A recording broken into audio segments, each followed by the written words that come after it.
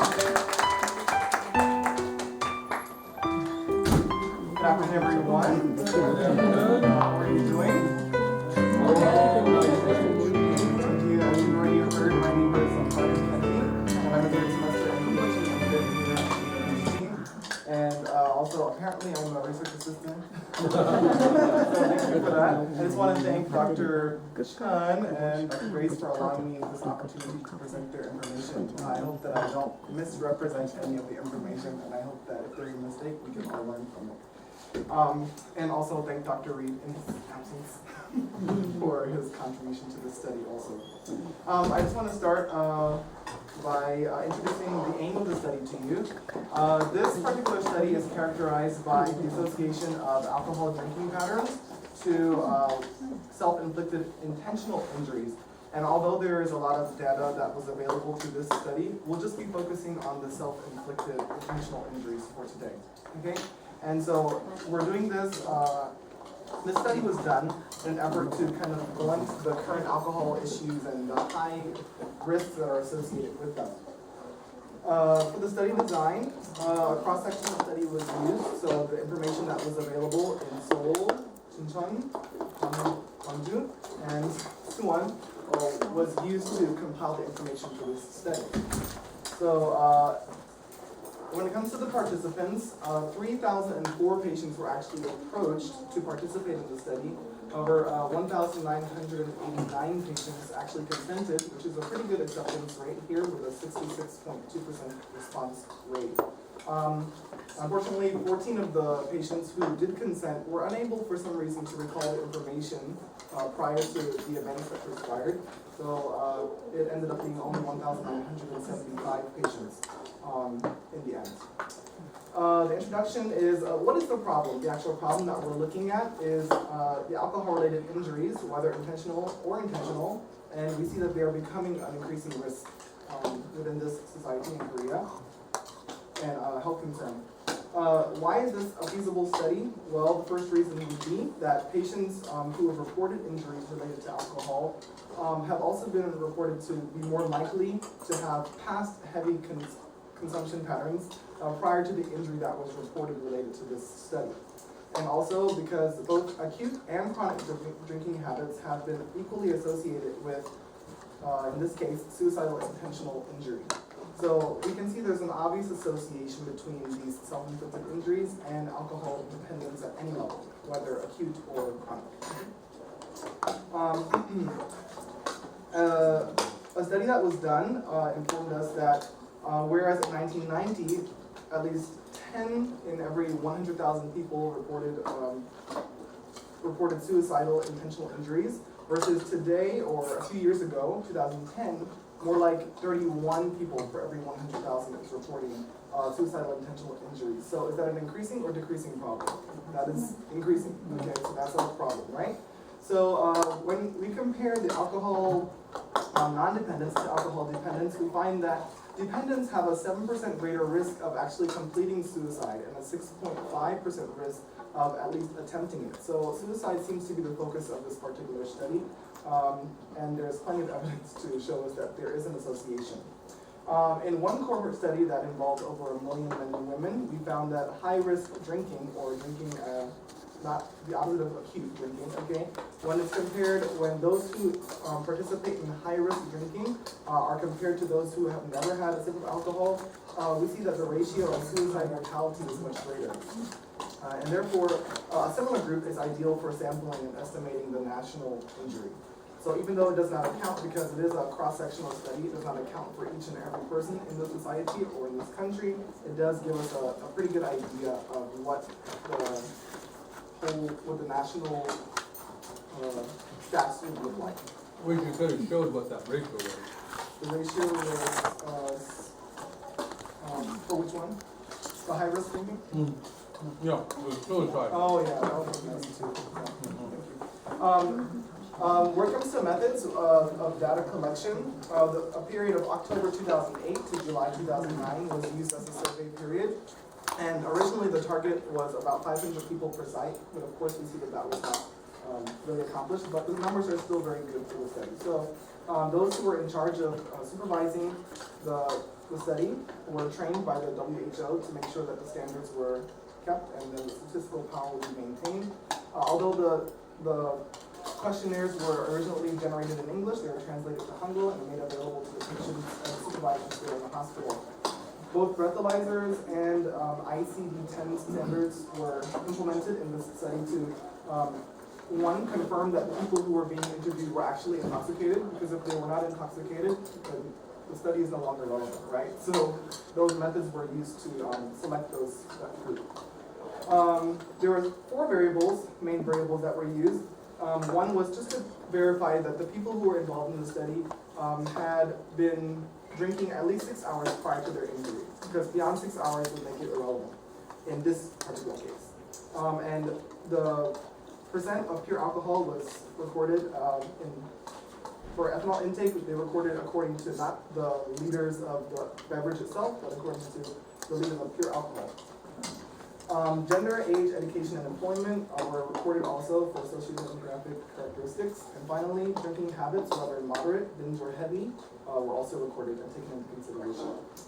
For statistical analysis, SPSS, of course, was used to do most of the calculations, I'm assuming, and logistic regression models were used.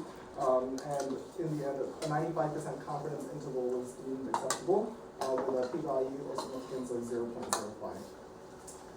The results go as follows. Okay, so in comparing the unintentional and intentional injuries, we see here that those who reported being injured, about 33 people, or 1.7% of the sample group, reported intentional self-inflicted injuries. So while that is small, it just shows you kind of in comparison to the rest of the groups where they fall. Of the 1,975 people which were the final sample, about 61.4% of them were male, 88.2% of them were from urban areas, and 70.4% were under the age of 50, and leaving 46.3% of them as people who work 30 or more hours a week, so have pretty regular jobs. About 66.7 males presented with self-inflicted injuries out of that group also. And 71.5% of them said that they were caused by other people. So it provides kind of a more general interpretation of the data here, but it will get more specific as we move to the next graph. On the second table here, one more, says 59.1% people said yes, definitely. The people who were involved in the unintentional or intentional attacks, not self-inflicted, were definitely drinking. So that's a high percent of people who were definitely involved with alcohol and participated in this particular injury or attack. We understood that, right? So the first part shows us the intentional self-inflicted, and the second part shows us just the general unintentional or intentional injuries causing harm to the patient who was reporting. Okay? All right, let's go to the second table here. We're going to focus here, although there are unintentional self-inflicted and those by other people, we're going to focus on the self-inflicted category, as I stated earlier. And we notice here that the age group of 18, idea that came to mind was that maybe that's the age group in Korea where people are under the most pressure, or they're dealing with finishing up their studies as well as moving into married life, so that might be related to it. The article did mention that many of the self-inflicted injuries were associated with pressures with school, family, and regular life interactions with others, and so naturally that number would be probably higher. In table number 3, which is the alcohol intoxication rates by injury causality, shows us here in the self-inflicted versus self-inflicted category that those who had reported consuming alcohol 6 hours before showed a greater number of self-inflicted injuries. So you see the yes and the no there. It shows that yes, I've been consuming alcohol 6 hours prior, and this is the result here. Significantly higher than those who had not been drinking 6 hours prior. Whether it was 7 hours before or not at all, we don't know, but that is the data that was presented. Those who were given the breathalyzer test and were deemed intoxicated, we see that 56.7% of them actually reported those self-inflicted intentional injuries, consistent with the previous category. And then finally, we see that those who had been, those to whom the diagnostic tool, the ICD-10 had been applied, also showed a greater number of self-inflicted reports when they were interviewed. And so we see a consistent number that is higher. The higher number is usually besides when alcohol is involved. So we're just trying to draw a relationship between alcohol and self-inflicted reports. Okay? And then, we'll go to the next slide now. Table 4 is showing us the difference between unadjusted versus adjusted odds ratios. If you look to the right here, we see that the self-inflicted intentional injuries are being compared with the unintentional injuries. And if you look to the right at the adjusted odds ratio, we see that consistently those who were, as compared with those who are non-drinkers, the drinkers show a very high odds, I guess, in being involved in self-inflicted intentional injuries. Again, we see that those who had less than one drink per week, as they're compared with those who had had one or more drinks per week, we see that they also have a higher odds or likelihood of being involved in self-inflicted injuries. Over the last three, we see something a little opposite than we probably expect, and that is that those who are involved in moderate drinking, binge drinking, and heavy drinking, their numbers actually decrease towards the heavy drinking. So I don't know what happened there, but it shows that those who are drinking the most actually have the lowest odds in this particular case of performing self-inflicted injuries. Sure, because they passed out and fell down and were unconscious, so they couldn't. Well, because to answer my question. That was my question there.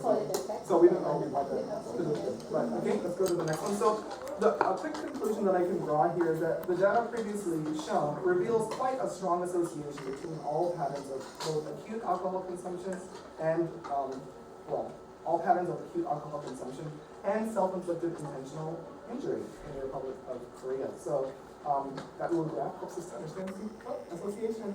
Okay, so that alcohol consumption, we can easily say from a layman's perspective, oh yeah, sure, if you drink alcohol, you will have some problems. But now we have data that actually shows us some information, some evidence that reinforces that theory. Some limitations that were presented in the study were that because it was a cross-sectional design, it only involved the people who were targeted pretty much. The numbers that were collected, the people who were interviewed, it only involved them, and they were not able to be followed over a longer period of time to see if there was still a consistent association.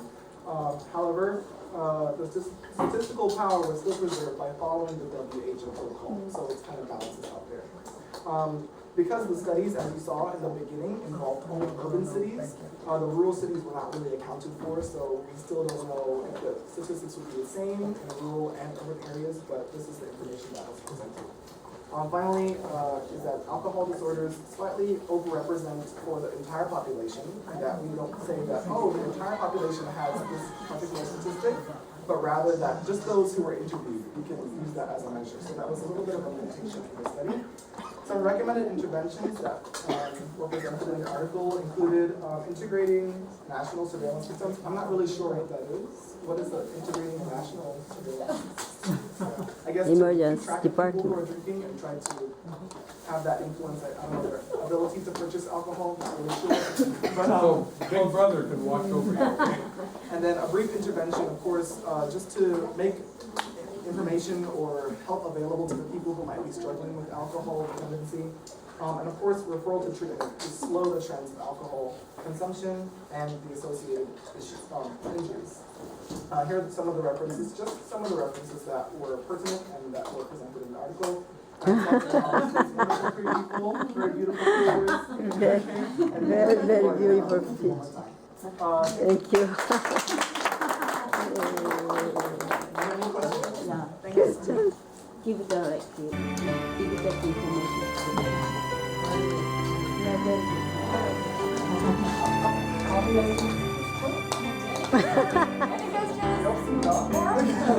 information.